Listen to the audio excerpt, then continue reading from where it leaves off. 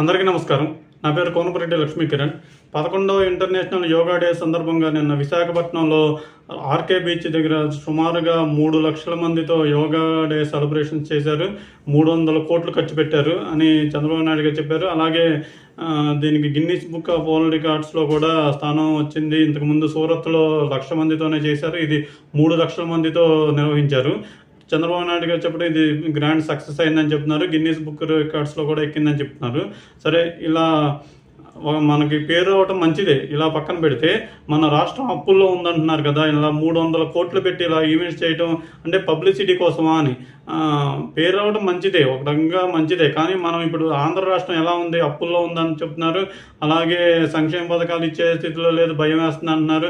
అలాంటప్పుడు 300 కోట్లు ఖర్చు పెట్టాల్సిన అవసరం ఉందా?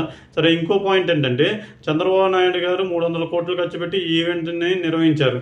అలాగే ఆయనకున్న ఇన్ఫర్మేషన్ ప్రకారం ఈ ప్రెస్ మీట్లో ఆయనకున్న ఇన్ఫర్మేషన్ ఒకసారి ఆయన ఏమన్నారు వినండి.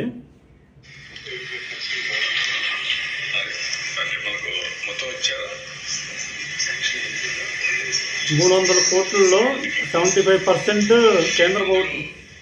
మన వాళ్ళు ఇచ్చిన ఇన్ఫర్మేషన్ ప్రకారం 75% గవర్నమెంట్ ఆఫ్ ఇండియా కూడా రీఎంబర్స్ చేస్తున్నారు. It is big cost.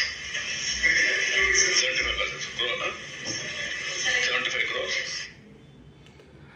Central government కూడా దీంట్లో 75% రీఎంబర్స్ చేస్తున్నారని ఒకసారి అన్నారు. మళ్ళీ విలేకరులతో మాట్లాడుతూ లేదు 75 crores అన్నారు. అంటే 75% ఇస్తున్నారా, 75 crores ఇస్తున్నారా అనేది కంక్లూజన్ లేదు. సరే, నేను అనేది ఏంటంటే సంక్షేమ పథకాలు ఇవ్వడానికే డబ్బులు సరిపోలేదు అన్నప్పుడు ఇలా 300 కోట్లు పెట్టి ఖర్చు చేయడం అంటే, మనం ఖర్చు పెట్టినప్పుడు మనకి లాభం వచ్చే చోట ఖర్చు పెడితే మనకి యూజ్ అవుతాయి కదా. ఆ గవర్నమెంట్కి మళ్ళీ లాభం వస్తుంది, ఆ డబ్బుని మనం ఉపయోగించుకోవచ్చు. అలా ఖర్చు చేయొచ్చు కదా. అంటే నా అభిప్రాయం చెప్తున్నాను.